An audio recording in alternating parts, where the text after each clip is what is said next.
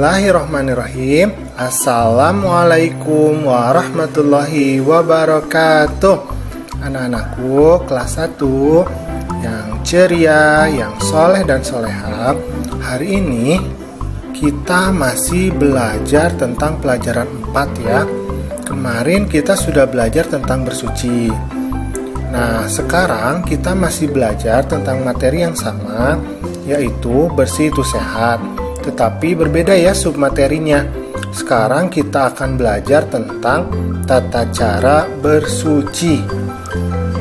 Nanti pembelajarannya tolong disimak ya. Tetapi sebelum itu jangan lupa untuk subscribe, like, kemudian share channel Guru Cerdas. Nah, coba diperhatikan nih. Di sini ada anak yang kira-kira sedang apa sih menurut kamu? Ya, betul. Ini sedang apa? Mandi ya, mandi. Nah, berarti pertama kita akan belajar tentang tata cara mandi dulu ya. Oke. Yang pertama, sebelum kita masuk kamar mandi, baca dulu doa untuk masuk WC. Ayo, siapa yang hafal doa masuk WC? Kita sama-sama ya.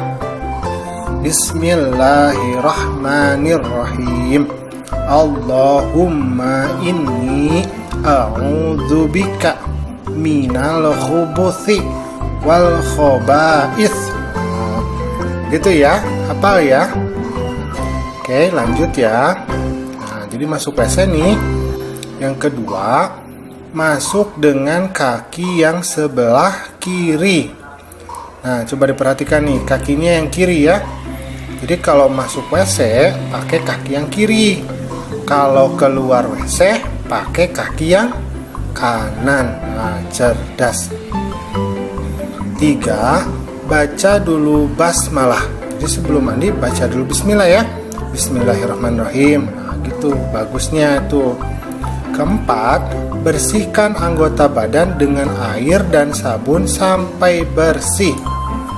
Jadi tubuhnya semuanya dibersihkan, jangan sampai ada yang terlewat, terutama itu di sela-sela bagian tubuh ya. Yang kelima, setelah selesai, keringkan badan kita dengan handuk yang bersih dan kering. Nah, selanjutnya yang keenam, keluar dari kamar mandi, setelah itu ucapkan doa keluar dari WC. Nah, coba siapa yang hafal nih doa keluar WC? Kita sama-sama ya. Bismillahirrahmanirrahim. Alhamdulillahilladzi adhaba 'anil adza wa 'afani. Boleh ya kayak gitu, atau boleh juga gufronaka. Gitu ya. Nah, kedua, sekarang kita akan belajar mengenai istinja. Nah, coba masih ingat nggak istinja itu apa sih artinya? Pintar. Istinja itu artinya membersihkan diri dari kotoran atau najis setelah buang air besar atau buang air kecil. Yang pertama, istinja itu sebaiknya menggunakan air. Nah, airnya harus air yang suci dan bersih. Nah, contohnya seperti apa? Yang tidak berwarna, ya. Kemudian tidak berasa, kemudian tidak memiliki bau, ya. Nah, kita lanjut. Nah, ini contohnya nih, air keran, ya. Contohnya itu air keran, air sumur, ya. Boleh digunakan. Sekarang yang kedua, apabila tidak ada air, kamu boleh menggunakan kayu, batu, ataupun kalau zaman sekarang mungkin tisu ya. Nah, jadi boleh ya menggunakan kayu atau batu.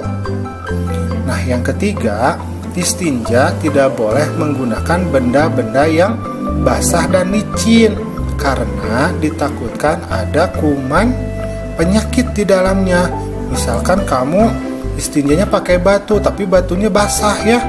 Oh, jangan ya, takutnya itu pipis orang ya. Nah, nggak boleh. Harus menggunakan benda yang kering. Nah, alhamdulillah pembelajaran kita hari ini sudah selesai.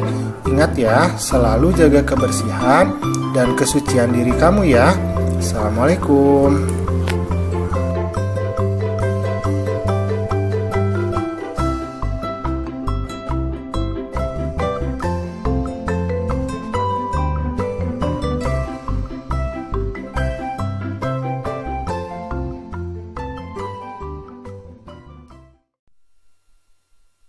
Wudu.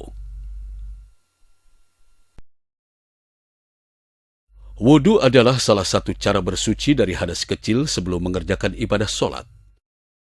Perintah wajib wudu itu turun bersama-sama dengan perintah wajib solat. Berdasarkan firman Allah Subhanahu wa Ta'ala yang artinya, "Hai orang-orang yang beriman, apabila kamu hendak mengerjakan salat, maka basuhlah mukamu, kedua tanganmu sampai siku, dan sapulah kepalamu, serta basuhlah kedua kakimu sampai mata kaki." Surat Al-Ma'idah ayat 6.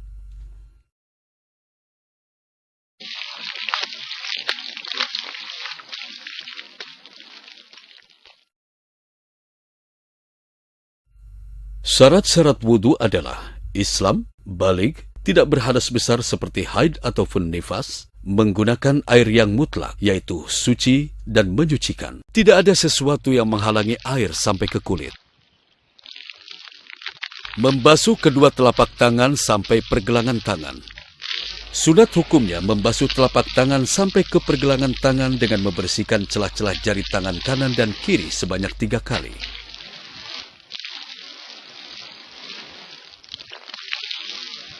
Berkumur-kumur. Sunat hukumnya berkumur-kumur sebanyak 3 kali untuk membersihkan mulut dari sisa-sisa makanan.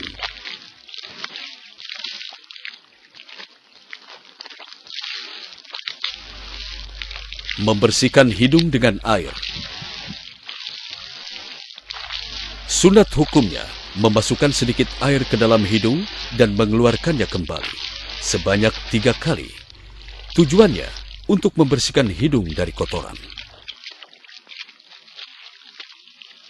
Membasuh muka dari anak rambut ke dagu dan telinga. Wajib membasuh muka dari anak rambut sampai ke dagu dan dari batas telinga kanan sampai ke batas telinga kiri sambil membaca niat.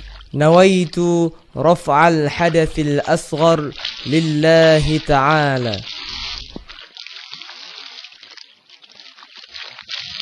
Kemudian dilanjutkan dengan menyapukan air ke muka sebanyak 3 kali. Membasuh kedua tangan hingga ke siku. Wajib membasuh kedua tangan kanan dan kiri sampai ke siku sebanyak 3 kali.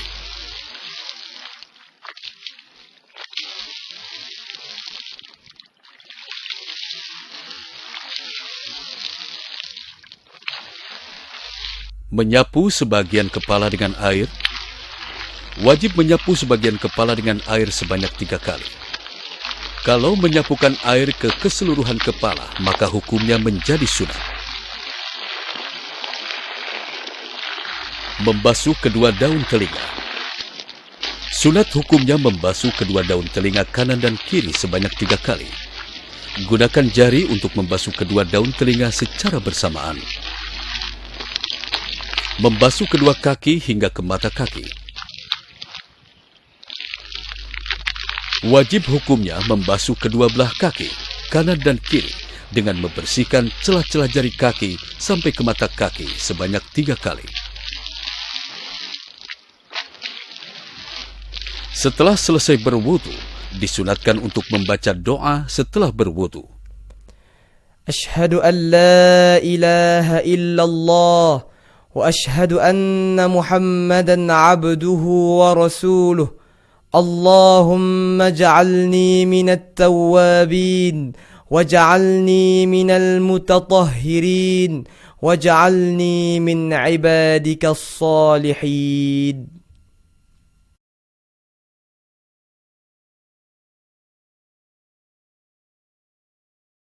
Hal-hal yang sunat saat wudhu adalah membaca bismillah, membasuh kedua telapak tangan, berkumur, menyedot air ke dalam hidung, meratakan air di kepala atau menyapukan air di seluruh kepala, membasuh kedua telinga luar dan dalam, membasuh janggut yang tebal, membasuh celah jari tangan dan kaki, mendahulukan anggota badan yang kanan dari kiri, membaca doa setelah wudhu.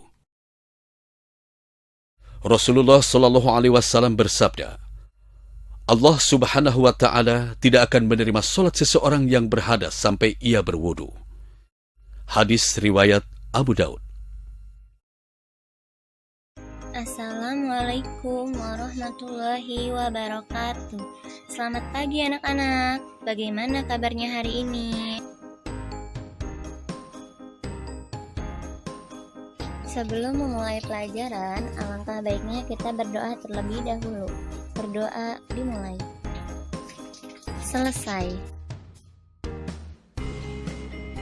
Nah anak-anak, sekarang kita akan membahas pelajaran fikih tentang bab tayamum dan sholat bagi orang sakit.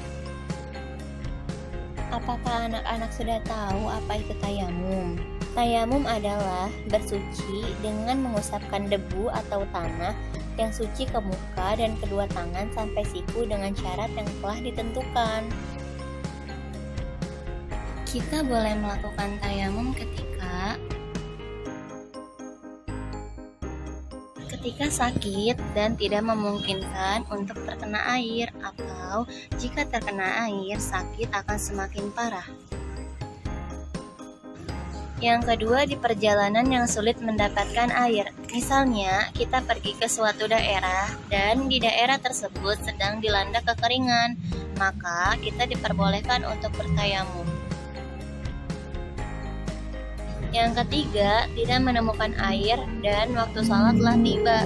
Misalnya, kita sedang berpergian dan di tempat itu tidak ada air, maka kita diperbolehkan untuk bertayamum. Kita tidak diperbolehkan untuk bertayamum sebelum masuk waktu sholat.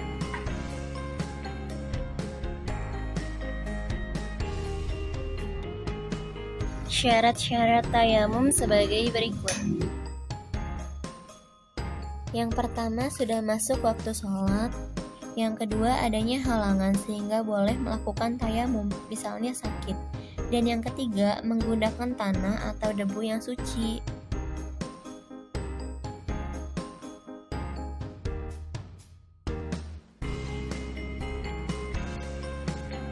Nah, rukun-rukun tayamum ada 4. Yang pertama niat, yang kedua mengusap muka dengan tanah atau debu yang suci, yang ketiga mengusap kedua tangan sampai siku, yang keempat tertib.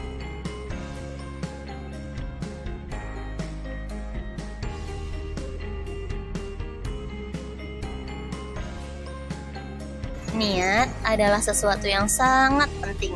Jika kita ingin mengerjakan sesuatu, tapi kita tidak berniat, maka sesuatu tersebut hukumnya tidak sah. Jika dilafalkan niat tayamum sebagai berikut.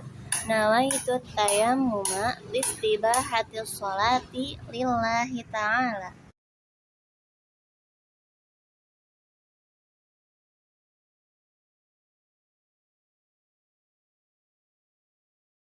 Nah, sekarang kalian sudah paham kan apa itu tayamum? Sekarang, Miss minta kerjakan Aku Bisa halaman 31. Selamat mengerjakan anak-anak.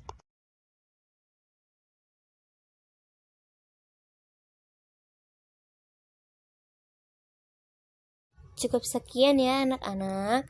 Wassalamualaikum warahmatullahi wabarakatuh.